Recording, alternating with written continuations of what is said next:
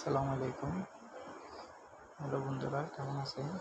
আমি মালদ্বীপ থেকে আপনাদের জন্য এই ভিডিওটি মেক করতেছি। যারা এক্সকাভেটর অপারেটর আছেন তারা অবশ্যই দেখবেন। মালদ্বীপে এক্সকাভেটর দিয়ে কী কাজ হয়, কীভাবে কাজ করে, এটার একটু নমুনা দেখাচ্ছি।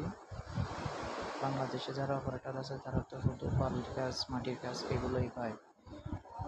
আর এখানে কনস্ট্রাকশন সাইডে কাজ করতে হয়। মালদ্বীপে বেশিরভাগ এক্সকাভেটর অপারেটররা এখানে হচ্ছে একটা ফেরি ফেরি আছে, ফেরির মতো একটা জাহাজ আছে, ওই জাহাজের উপর কাজ করতেছে। দেখুন, এগুলাকে পিলার হোলি বলে।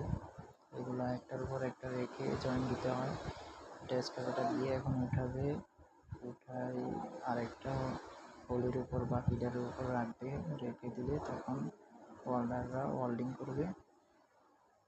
এই কাজ করার জন্য খুব এক্সপার্ট হতে হয়। এক্সকাভেটর অপারেটরকে দেখুন, আমি খুব এক্সপার্ট। ধীরে ধীরে খুব আস্তে আস্তে কাজ করতে হবে, একদম বারবার একদম এক ইঞ্চি করে কাজ করতে হবে।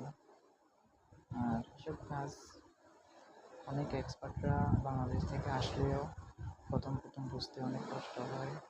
কাজ বুঝতে বুঝতে মনে করেন কাজ, তারপরে ওদের সিগন্যাল দেখাতে সিগন্যাল, এগুলো বুঝতে বুঝতে 1-2 মাস চলে যায়। অনেকে অনেক জরিমানাও খায় প্রথম। তো খুব সাবধানে কাজ করতে হয়। আর এক্সকাভেটরগুলো অনেক বড় বড়, 380 মানে 1 কেবির নিচে এক্সকাভেটর খুব কম। তারপর অনেকগুলো হাইব্রিড থাকে, উঁচু এক্সকাভেটর থাকে। দেখুন, পরবর্তী ভিডিও দেখার জন্য সাবস্ক্রাইব করবেন অবশ্যই। ধন্যবাদ। আসসালামু আলাইকুম।